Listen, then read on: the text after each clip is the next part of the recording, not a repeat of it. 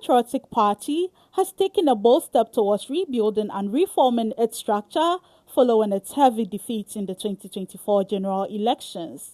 Over 5,500 delegates converged at the University of Ghana Stadium in Accra for the party's National Delegates Conference. The theme for this year's event was Rebuilding Together with Our Values.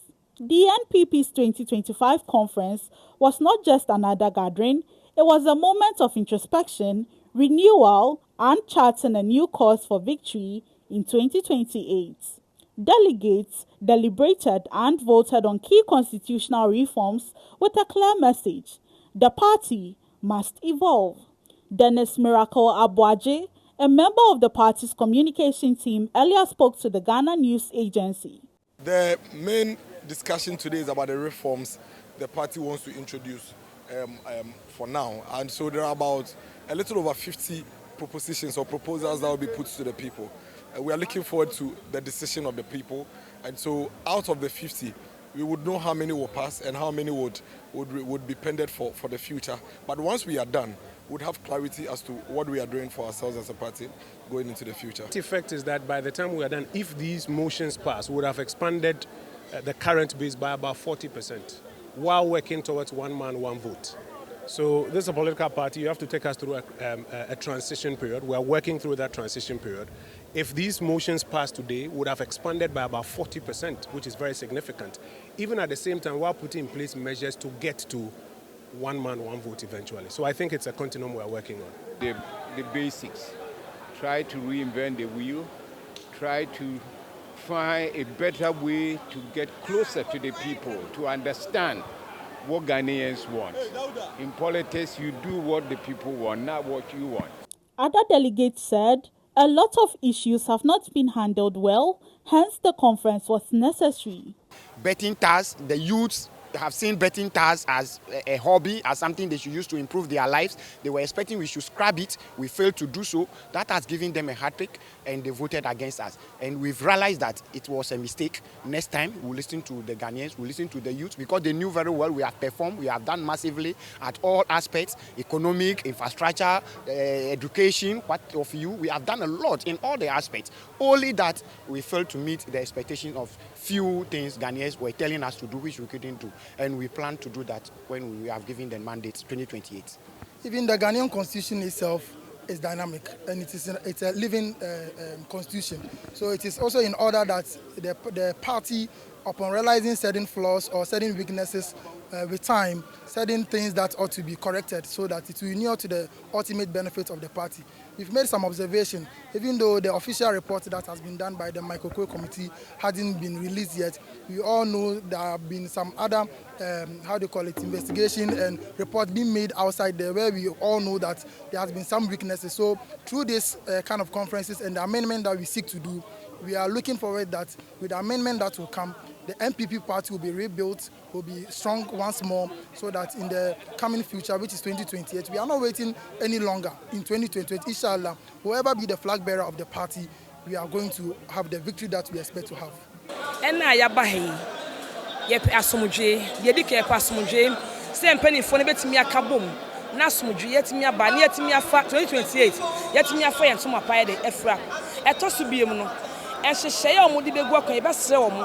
Mema enko yen hyehyeye a ebe hyese ba ku 14 wo hyehyeye enye hyehyeye a empanifo ni nyina beji atum se ebe ya election ye be kono e dey free and fair election beba because e kwese ba ku 14 wo kode ya wan hwe ya na NPP 2028 ekunya ne pese kwa fatras e bia ne yentimi nkofa pese mo ma ne ye e dey da so nyina ba say ye nyina ye tiri mo po empanifo nyina tiri mo po ebe mu die a in 2028,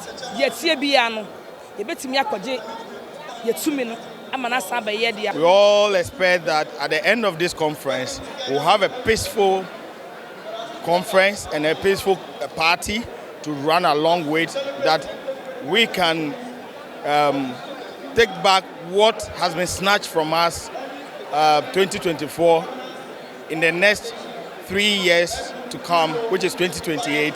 The NPP will recover and retrieve its mandate as the party to govern Ghana again. for the people of Ghana. According to the Frank Davis Constitutional Amendments Committee, over 300 proposals were received, most of them calling for broader inclusiveness and transparency in internal elections. At the end of the conference, 54 out of 56 reforms were overwhelmingly adopted. One of the most significant reforms was the abolishment of Article 13, subsection 1, paragraph 9 of the NPP Constitution, effectively scrapping the Special Electoral College. In its place, the base of delegates eligible to elect the party's presidential candidates will be expanded by 40%.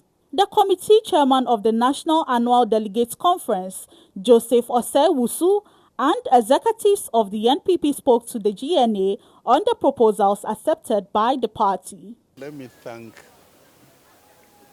the youth and others of the party.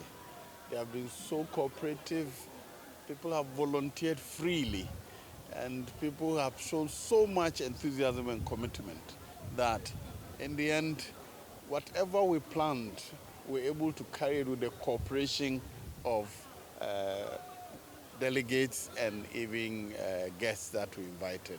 The next is to organize a party in accordance with the new constitutional structure, but more critically, to let Ghanaians know that we regret what we did wrong.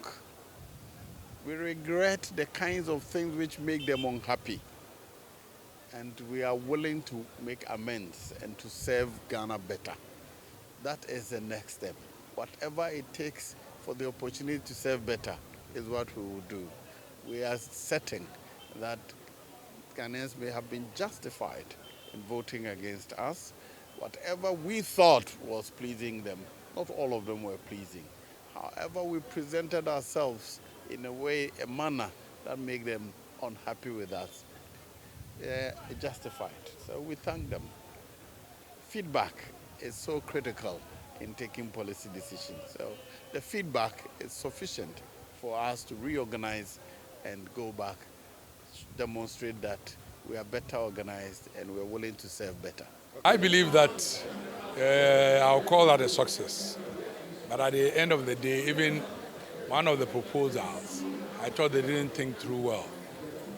And as I said, because of the number of persons who were taking the decision, so you could see that it was a bit noisy. People were not given the opportunity to speak to some of the motions. For example, 39, which says that the president should not be part of National Steering Committee or the flag bearer. I don't think that is right, because normally chairman of the party, secretary, attends cabinet when we are in power. And of course, you cannot attend cabinet and then the president cannot know what is going on in the party, because it's the party that gave birth to the presidency. So whatever you do should be in the interest of the nation as well as the interest of the party, so that we'll be able to achieve whatever manifesto that we've decided on. So I think that they may have to look at that clause again. You know, it's something that might have slipped in. But on the whole, it's not bad. I believe that the science in today's meeting shows that if we put our house in order and get ourselves together, the unity that we are expecting, we could achieve that unity. And it's only with that unity that Victory 2028 will be ours. We got almost 53 of them through. Motion 17, and then that of the president in cabinet, and then also the youth age that we sought to reduce. In my honest view, those are the areas that conference rejected, if you ask me. Yeah, so out of that, out of 56, if we are getting 53 through, and it was clear. I mean, you can see, if it's no, it's no. The party has taken that firm decision. And I think as leaders of the process, we will need to go back again and look at those three motions. If we'll have to, step them down or probably engage further if we really believe strongly. For example, if the position of the party is that there's no need for us to, place the youth organizer age, in that bracket and that we should let it open. I think we need to just go by that. I was expecting that the base of the party will be expanded. We'll have more people at the grassroots that are working for the party. And so the moment I got the document, the amendment document, and found that that has been captured, I was so excited. I was happy about it. And it has been, accepted at the Congress.